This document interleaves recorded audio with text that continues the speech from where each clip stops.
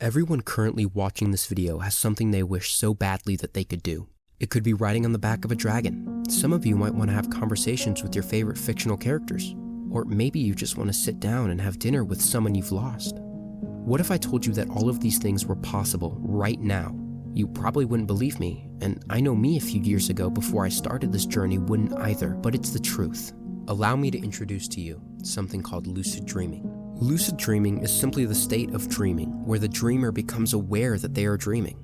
Imagine this, you're in a dream, perhaps walking through a city, but you start noticing things. Maybe a clock is showing symbols instead of time. Maybe the logo on the side of a building near you is just a little too different. All of this leads to a sudden moment of realization, where you just think, I'm dreaming. This awareness is the essence of lucid dreaming.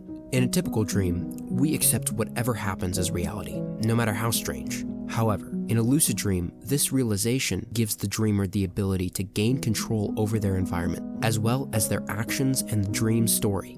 Lucid dreaming occurs during the rapid eye movement, or REM stage of sleep, which is the phase where most dreaming happens. The brain in this state is highly active, showing patterns similar to when we're awake, which is why there's such a vividness to dreams. In lucid dreaming, a part of the brain that is usually less active during sleep, the dorsolateral prefrontal cortex, associated with higher order functions like self-awareness and critical thinking, shows increased activity. This is the science behind lucidity and what makes everything I just said possible. If you want to get into the tutorials, click on my channel to see all of them that I've posted so far. And while you're there, don't forget to subscribe and click the notification bell for when new tutorials come out. In lucid dreaming, the limit is truly your imagination, as when you are lucid dreaming, you are living and interacting with your imagination. But there are some roadblocks we have to overcome in order to get you to your first lucid dream. One being a common problem I hear all the time. Some people don't dream. Let me squash this right now.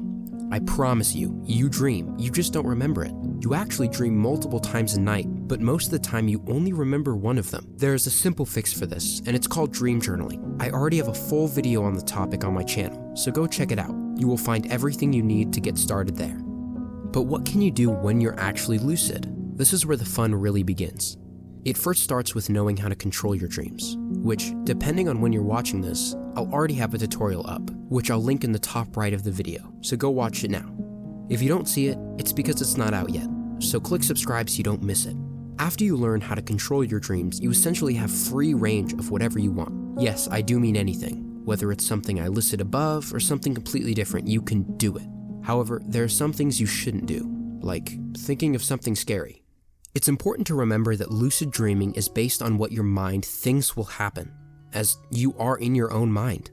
If you haven't done something, then your mind will make an estimated guess if you try to do it in your dream. This also works for thoughts. If you think about dragons while you're dreaming, don't be surprised to look up and see dragons in the sky.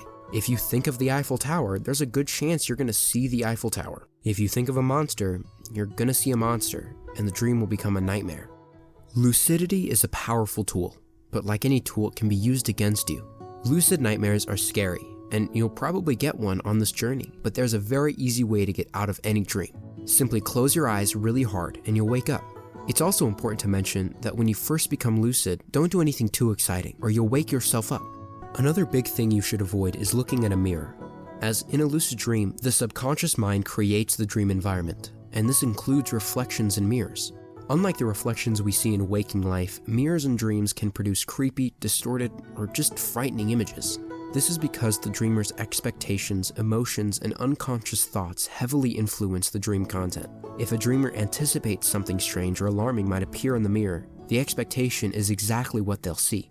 This often leads to the dreamer seeing a reflection that is either a distorted vision of the dreamer or something entirely different, which can be disorienting or downright scary, especially for people just starting out.